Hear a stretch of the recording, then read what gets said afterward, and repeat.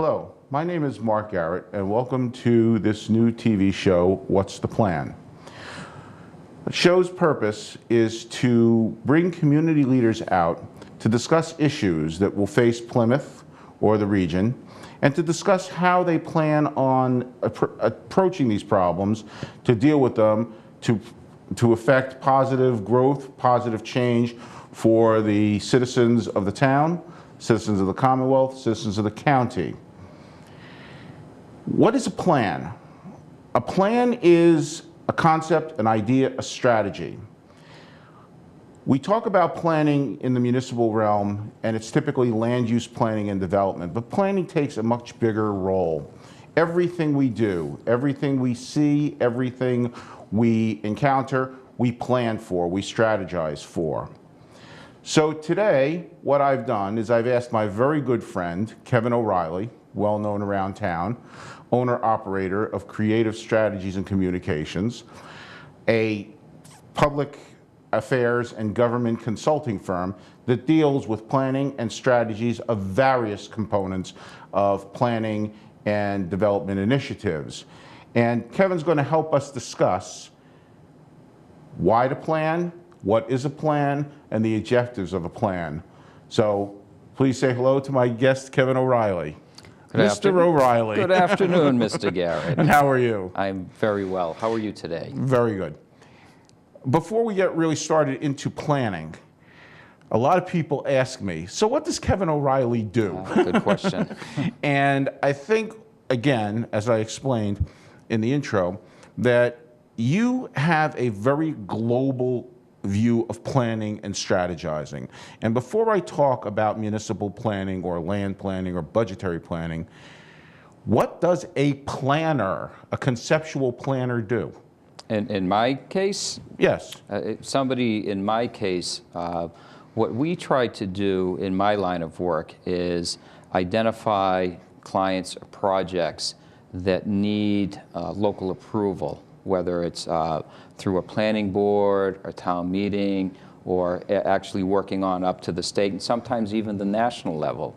And we try to take the issues that we think might be developing regarding whether it's a plan, a proposal, an idea in some cases, to build consensus and to get to yes. Because a lot of folks who come in who think they have a great idea, it's usually a great idea, but in many cases they think, well, all I have to do is tell people what a great idea I have, and they'll be acceptable. They'll accept that idea. And what they come to find out is sometimes they have a great idea that leads to a lot of questions, and in some cases it leads to opposition. Because as we all know, those of us who work in this line, in this area, change is hard for a lot of people. And it's much easier to say no in many cases than it is to say yes. So what we try to do in the simplest form is get people a yes. Well, it's interesting. You bring up 2 points that trip my thought process. First of all, you use the term consensus, and I think that that's an important concept that needs to be discussed. But moreover, I think one of the issues that I find in our realm, our environment that we work in, is that an idea, as you say, comes out and it may mandate change, big change or little change, or little change, correct. But change is a problem for people. Right. And I find that the initial reaction is that of a knee-jerk reaction. And one of the objectives that I want to try to get through in this program is to get people to understand what their community leaders are doing, how they're thinking out a process. It's just not somebody waking up in the morning and say, gee, I got an idea, this is a great idea, let's do it. Because you can't do that in the public realm. You have to get consensus, you have to get support, you have to get the stakeholders on board. Talk to the audience, talk to me a little bit about what consensus really means. Well, consensus could mean many different things. That's why I asked you the question. Because, as you know from being involved in this for so long, you're never going to get everybody to agree. We won't get into what's going on down in Washington. Let's just keep it on a macro level here, a micro level, in terms of, let's say, for example, You want to add a garage onto your house, even down to that minor level. How is that going to impact your neighbor to the left? How is that going to impact your neighbor to your right? How's it going to impact your neighbors behind you? What is that going to do in terms of visuals for the people on your street? And even to that level, let's build it up more to a different level. We see a lot of it happening in this town, in this region. Someone comes in, pick an example. They want to build a 6-lot subdivision in their community. Okay, what's that going to do with those walking trails that people used to walk on that they don't own, but they feel like they own? Right. And maybe they had a chance to buy them a few decades ago and they didn't, but they still get to use them and they walk by. What's it going to do in terms of traffic impacts? What's it going to do in terms of visual and that well often used quality of life issues? So really what it's coming to, consensus, maybe it's a better term, would be coming to an understanding of what the impacts are of whatever your idea, your proposal, your plan is, as opposed to what could happen either by right, as you see all the time, or if, for instance, nothing happened at all. There's so many different layers to planning, and there's so many different layers to getting to consensus. You know, when I was working up at the State House, consensus was, how do we get to a majority vote? 51%. 51%. That's consensus. That's consensus. When you have to vote. Basic rule, poli-sci. Yeah. Poli-sci 101. You know, get to 51%. Yeah, get to 51%, or in some cases in town meeting votes, get to a 2/3 vote. So I think sometimes people confuse consensus with unanimous. Right. And in the world we live in, I don't think, it's very rare that you ever get to unanimous.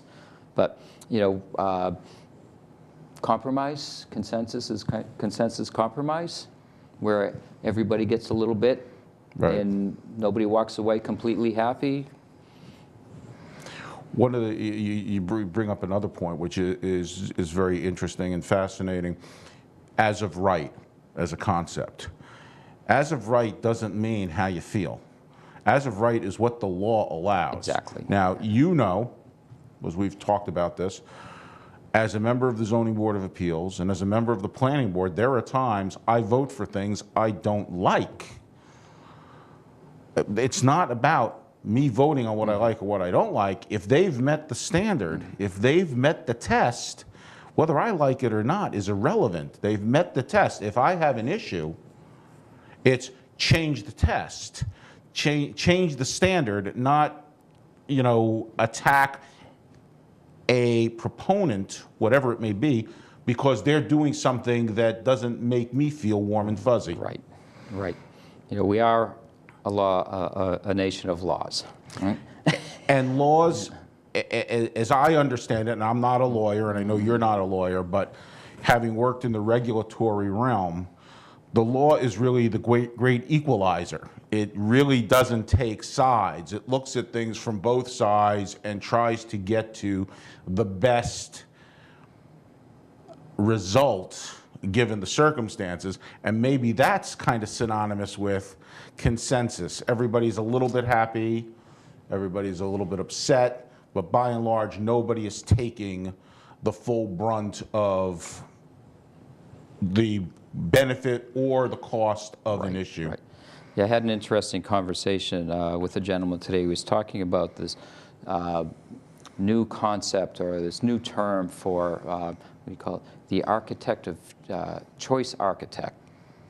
But I have not heard that one. What is that? It's the thought of when you're doing something in the public realm that people are given choices, and the architecture of leading them or focusing them on the various choices that they have. So let's take a development, as you were talking about. Well, you know, maybe you want to do some cluster zoning on a piece of property and try to preserve some open space around that. And you've seen these and you don't like the design, well, okay, then you don't like that, then you can get the standard subdivision that's allowed by right. You know, say you don't, you know, there's an empty storefront that you want to put a business in. Maybe some people don't like that business. Well, what's the choice? Either you allow the business to come in and operate under the laws of the town, or you leave an empty storefront.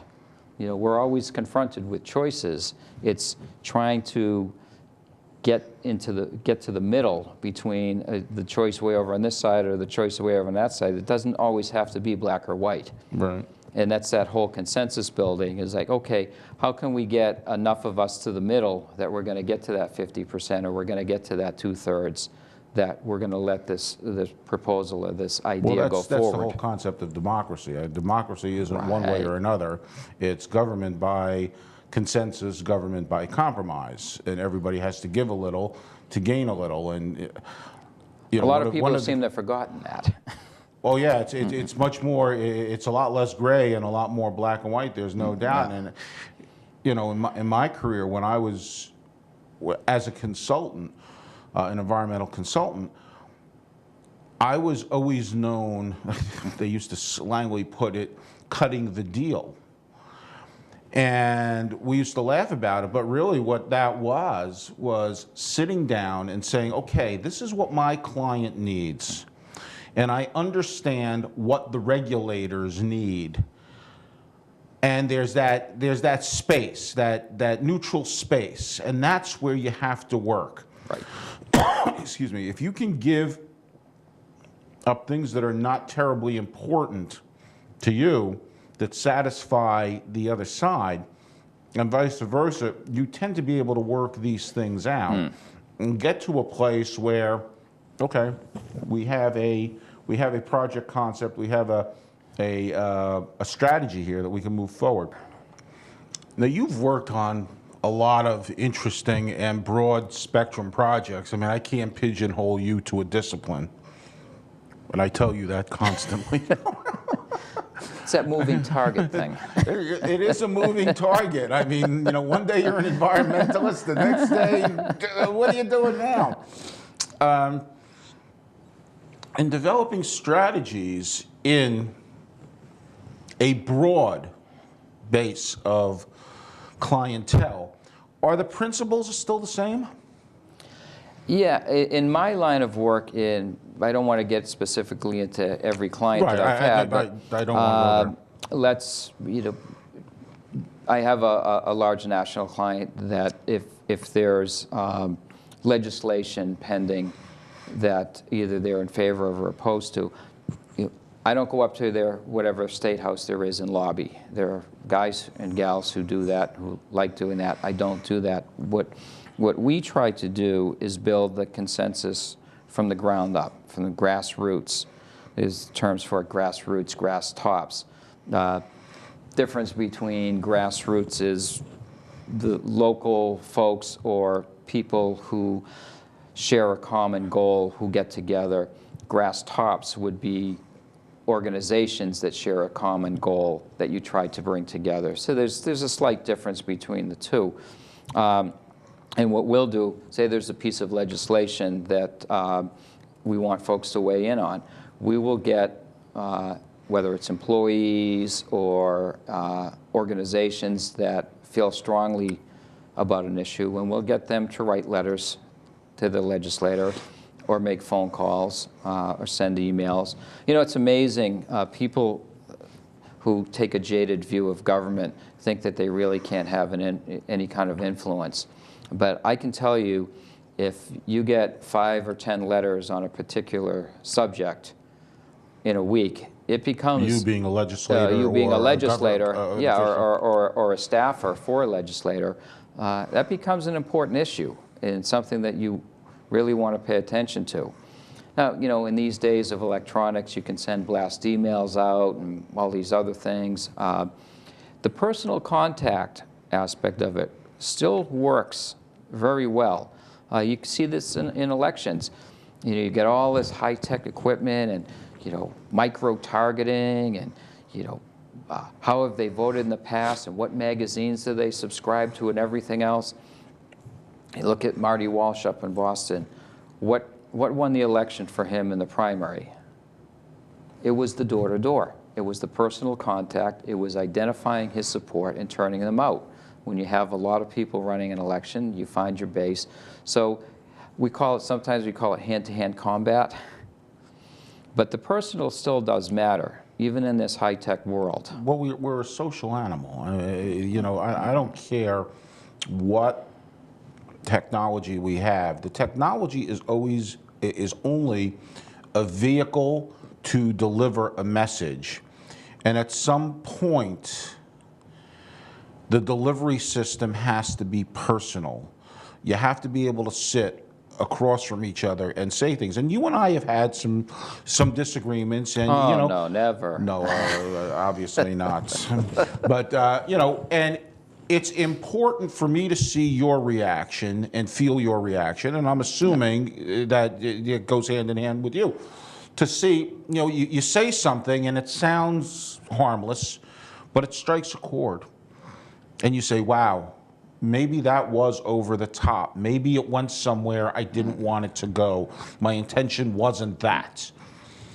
And I think that is so important. And we've gotten very much into the habit of, it's nice to send an email because you don't have to see that. I don't want to see the pain I'm going to deliver right now. It's easy, The answer is no. Yeah.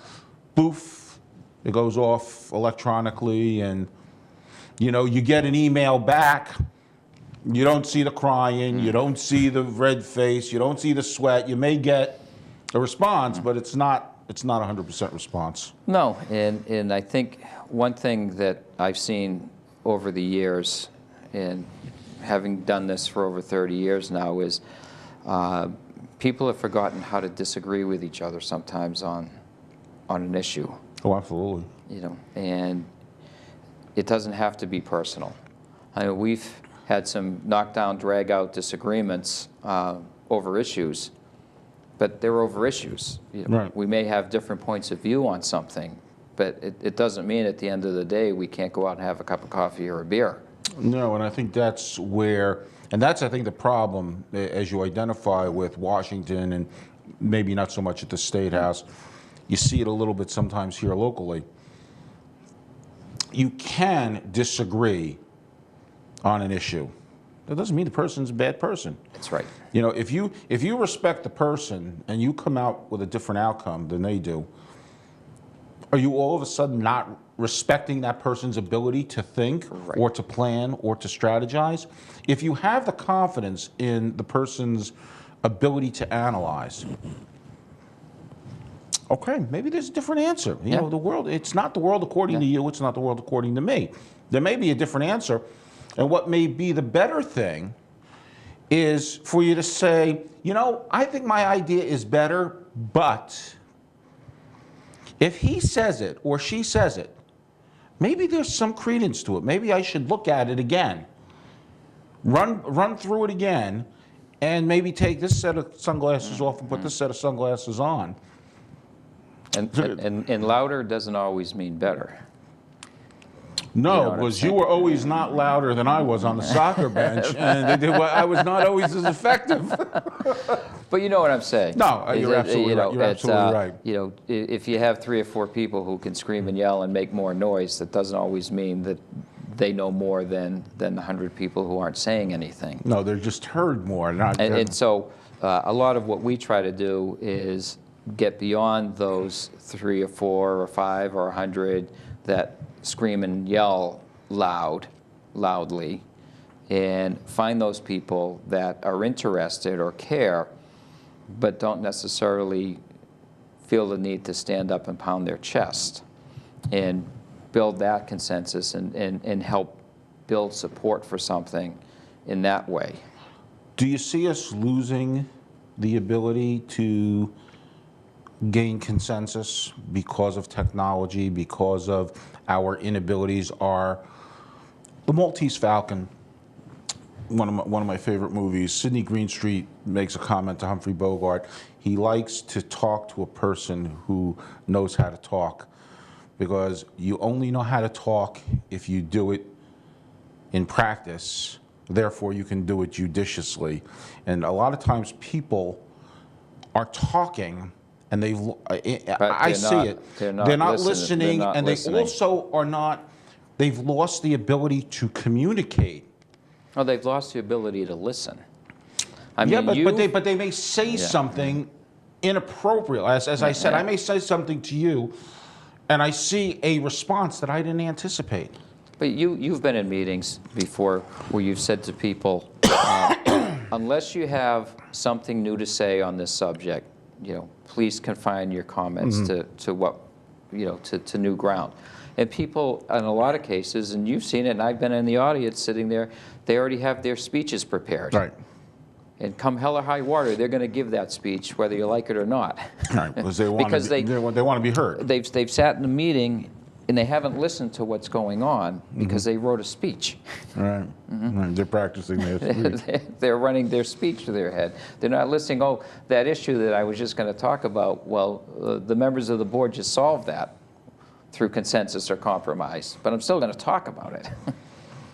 So, can I ask? Go ahead. It's back to, I listen to what you say, you listen to what I say. Hey, we may not always agree, but hey, maybe there's somewhere in the middle we can get to.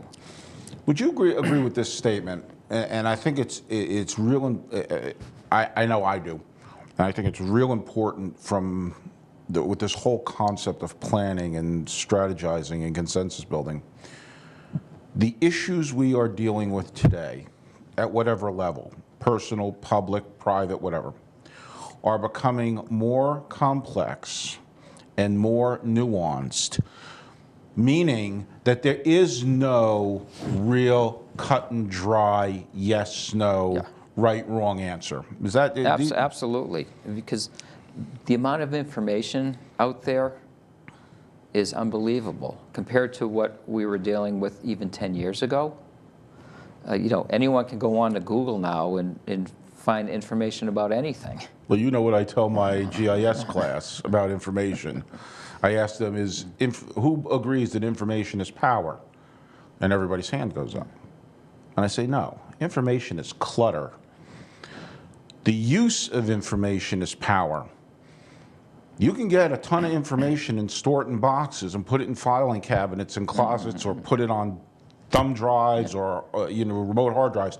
It's clutter. You have to store it. Right. Just getting the information and not utilizing it or pulling bytes out of it without understanding the context of what it's saying. That's not power.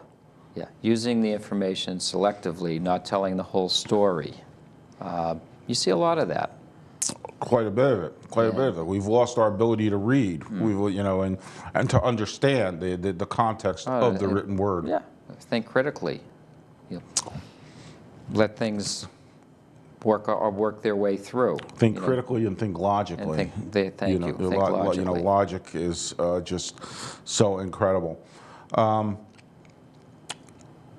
In terms of local, what do you see as the big issues facing Plymouth? I mean, you've been involved in and out with a lot of different elements, and I'm not talking about land use. That's not what I'm talking about.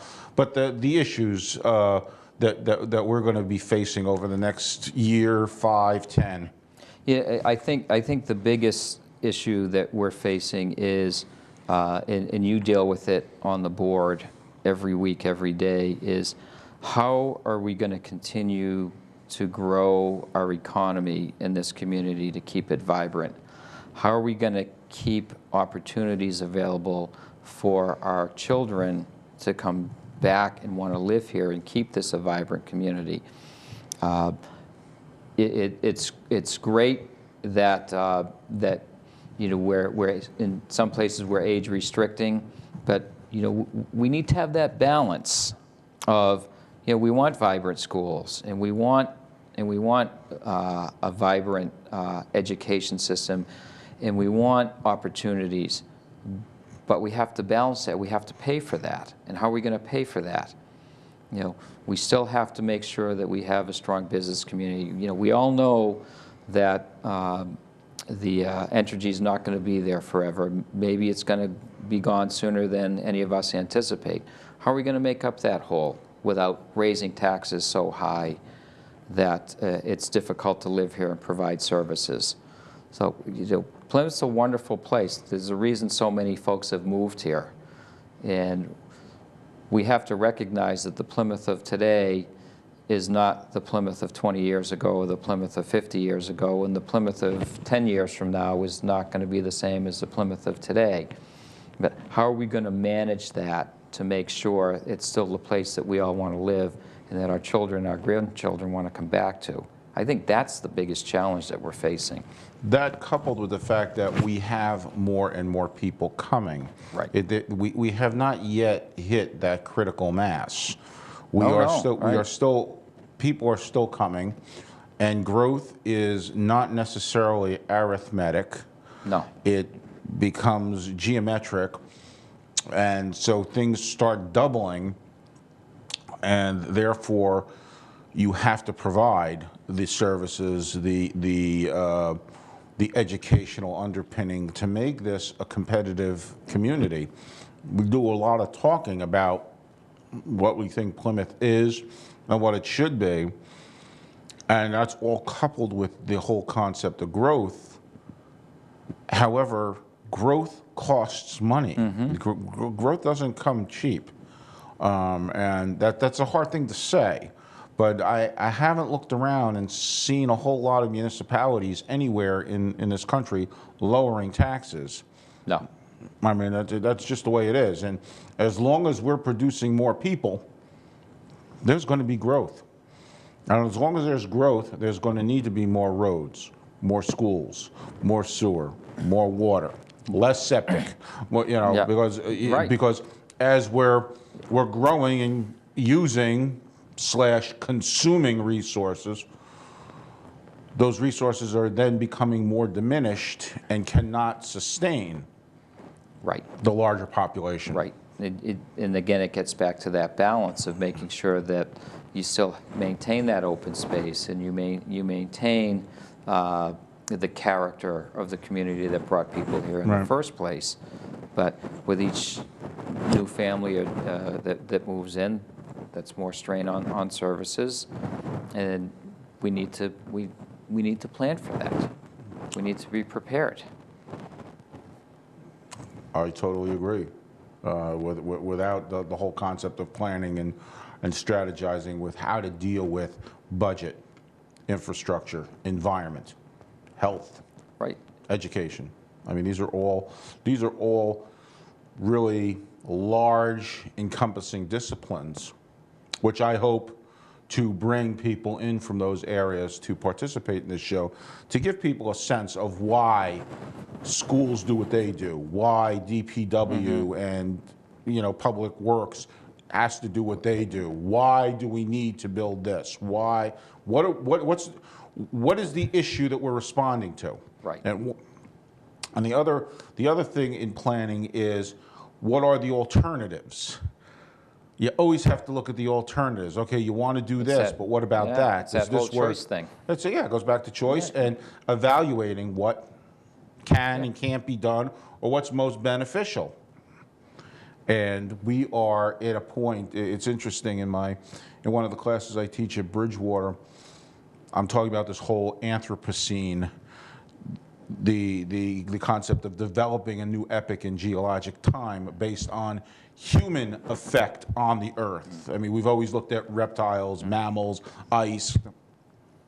One species, Homo sapien, has now done and has had so much effect. It's both positive and negative, but has had so much effect that now they're considering an epoch all to our own. And it's very interesting based on sustainability and all these issues that we're raising. I think we're getting to the point where we're winding down, and it's been great. I mean, we do this in front of the wood stove or on the porch or over a beer, but it's great to have you in here and having you help me out, developing these insights as to why we plan, why we do what we do, and the rationale behind it. I'd like to take this opportunity to thank Kevin, my production crew, and the viewers for watching this first edition of What's the Plan. Hopefully you've gained some insights and understanding. I thank you, and we'll see you on the next show.